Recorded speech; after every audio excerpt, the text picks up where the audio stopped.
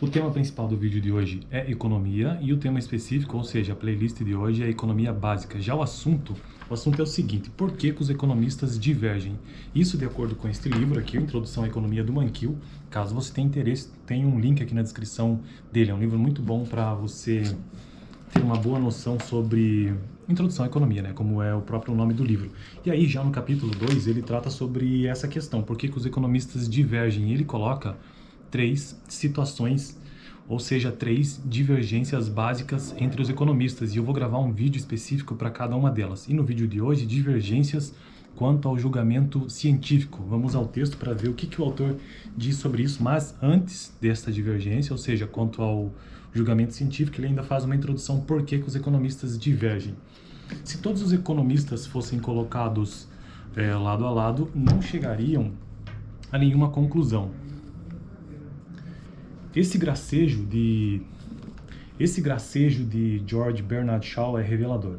Os economistas, como um grupo, são criticados por dar conselhos conflitantes aos formuladores de políticas. O presidente Ronald Reagan uma vez brincou ao dizer que se o jogo Trivial Pursuit tivesse sido criado por economistas, teria 100 perguntas e 3.000 respostas.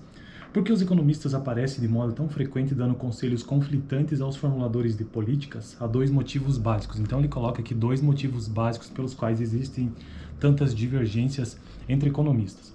Os economistas podem discordar quanto à validade das teorias positivas, alternativas sobre o funcionamento do mundo, e os economistas podem ter valores diferentes e, portanto, visões normativas diferentes sobre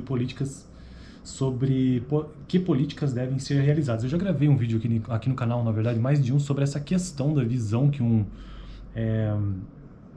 desse ponto de vista que o economista pode ter do ponto de vista positivo ou do ponto de vista normativo. Dá uma olhada nesse vídeo, inclusive acho que eu vou deixar lá no final deste aqui, que existe essa diferença. O economista com uma visão positiva, com uma análise, não é uma visão, mas na verdade uma análise positiva, ele faz declarações que tentam descrever o mundo como é. Na verdade é o economista cientista. E enquanto que aquele economista que faz uma análise normativa, ele tenta prescrever, então ele tenta trazer soluções, né, como o mundo deveria ser. Um prescreve e o outro descreve. Essa é a diferença, tá? Então aqui ele coloca que essa diferença, os economistas, eles divergem por conta desses dois aspectos, que alguns economistas analisam o mundo do ponto de vista de teorias positivas, ou seja, como o mundo é, e outros analisam do ponto de vista de visões normativas, ou seja, prescrevem como o mundo deveria ser. Essa é basicamente as duas razões.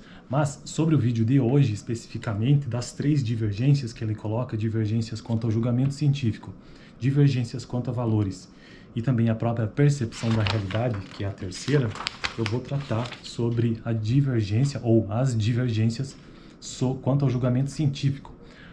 E também já gravei vídeos aqui no canal sobre o método científico e quais os dois modelos básicos disto, tá? Os dois modelos básicos de introdução à economia. Há muitos séculos, os astrônomos debatiam se a Terra ou o Sol seriam o centro do sistema solar.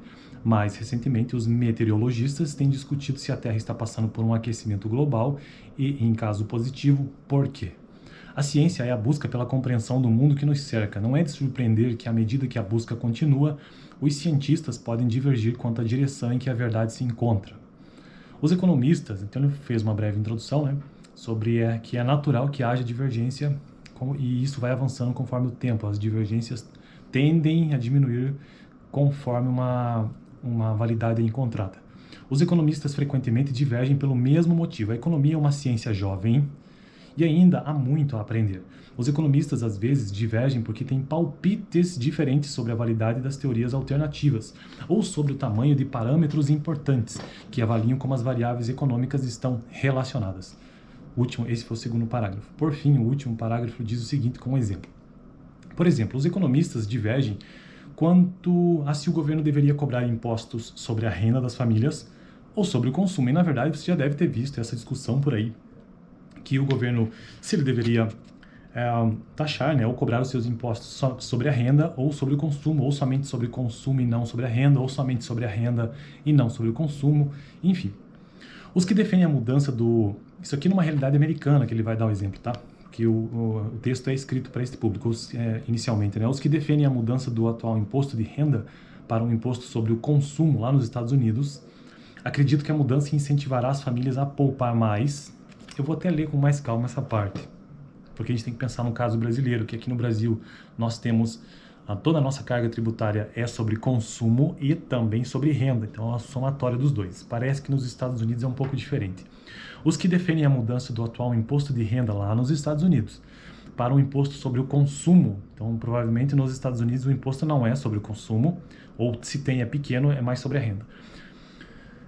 Acreditam que a mudança incentivará as famílias a poupar mais porque a renda poupada seria isenta de impostos. Não sei, né? Poupanças maiores, por sua vez, liberariam os recursos para o acúmulo de capital e levariam a um rápido crescimento da produtividade e dos padrões de vida. Olha, pensando no caso brasileiro, né, que aqui a gente tem muito imposto sobre consumo. O que vocês acham, né? Pensa aí para ver. Os que defendem a tributação sobre a renda corrente acreditam que a poupança das famílias não responderia muito a mudanças nas leis tributárias. Esses dois grupos de economistas têm diferentes opiniões normativas sobre o sistema tributário porque têm diferentes opiniões positivas, ou seja, descritivas do mundo, a respeito do grau de resposta da poupança aos incentivos tributários. Esse é o texto, então, sobre essa divergência quanto ao julgamento científico. E, basicamente, o texto traz essa ideia que, na ciência, realmente sempre vai haver algum tipo de divergência por conta da forma como está havendo esse julgamento. Os julgamentos científicos, ele respeita um método, como eu já gravei aqui no canal sobre isso, mas ainda assim, ainda que respeite um método e adotando esse ponto de vista mais positivo, ou seja, descritivo do mundo, ainda assim, as opiniões elas divergem, mesmo por conta do grau de resposta, neste caso aqui, nesse caso que ele dá, né, da questão da poupança e os incentivos tributários, porque mesmo nessa situação positiva, ou seja, de descrição do mundo, ainda assim a atitude tomada ela pode variar. Então, mesmo neste quadro em que todos são um pensamento positivo de descrição dos fatos, ainda existem divergências, porque existem consequências diferentes, beleza? Então esse foi o vídeo de hoje, um vídeo um pouco mais sucinto sobre essa questão, e no próximo eu gravarei sobre as divergências quanto a valores. Então lembrando,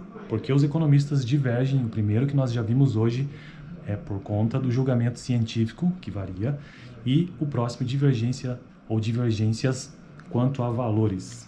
Beleza? Dá uma olhada nesse último vídeo que eu gravei aqui no canal, onde eu fiz uma diferenciação, expliquei melhor essa diferença entre análise positiva versus análise normativa, para você entender melhor como que isso faz muita diferença do ponto de vista de um economista. Valeu!